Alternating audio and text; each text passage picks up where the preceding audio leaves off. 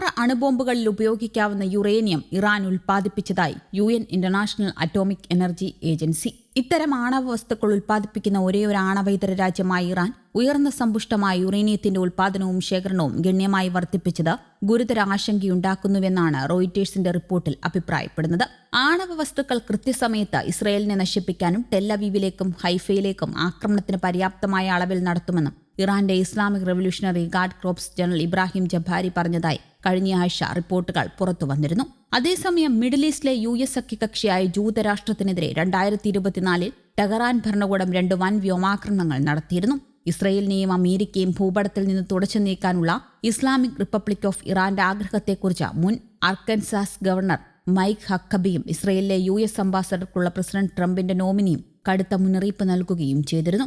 ഒരു അണുബോംബുമായി ബന്ധപ്പെട്ട ഇറാൻ ഭരണകൂടത്തിന് അത് ഉപയോഗിക്കാൻ ഭ്രാന്താണ് എന്നും എപ്പോഴെങ്കിലും നിങ്ങളെ കൊല്ലാൻ പോകുന്നുവെന്ന് ആരെങ്കിലും നിങ്ങളോട് പറയുമ്പോൾ നിങ്ങൾ അവരെ ഗൗരവമായി എടുക്കുക, അവർ ആക്രമിക്കുന്നതിന് മുമ്പ് മുൻകൈ എടുക്കുന്നതാണ് നല്ലത് എന്ന് വിഷയത്തിൽ പ്രതികരിച്ചുകൊണ്ട് ഹക്കബി ബുധനാഴ്ച മാധ്യമങ്ങളോട് പറഞ്ഞു.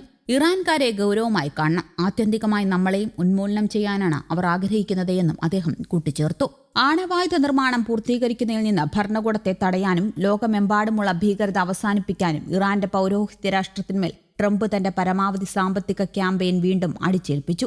റിപ്പബ്ലിക്കൻ ഡെമോക്രാറ്റിക് ഭരണകൂടങ്ങൾക്ക് കീഴിലുള്ള US സ്റ്റേറ്റ് ഡിപ്പാർട്ട്മെന്റ് ഇറാന്റെ ഭരണകൂടത്തെ തീവ്രവാദത്തിന്റെ സ്പോൺസറായി പ്രഖ്യാപിക്കുകയുമുണ്ടായി. പ്രസിഡന്റ് ട്രംപ് തന്റെ ആദ്യ ടേമിൽ അധികാരത്തിലിരുന്നപ്പോൾ ഇറാനിൽ ചെലുത്തിയ പരമാവധി സമ്മർദ്ദം അവരെ പാപ്പരാക്കി.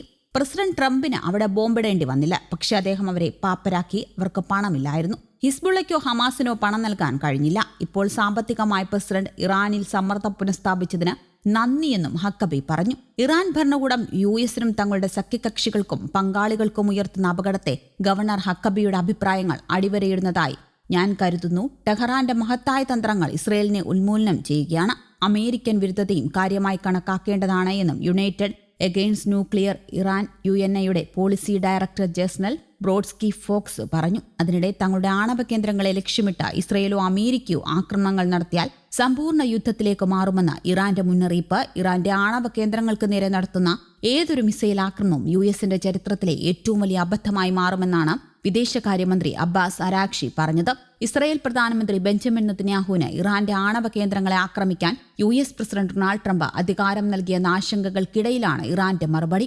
അത്തരമൊരു തെറ്റായ കണക്കുകൂട്ടലിന് അമേരിക്ക മുതിരുമോ എന്ന് സംശയമാണ്. എന്നാൽ ആക്രമണം ഉണ്ടായാൽ ഉടനടി ശക്തമായ തിരിച്ചടിയുണ്ടായിരിക്കും. നേരത്തെ പോലെ പ്രതികരണത്തിൽ കാലതാമസം ഉണ്ടാകില്ലെന്നും അബ്ബാസ് അരാഗ്ചി വ്യക്തമാക്കി.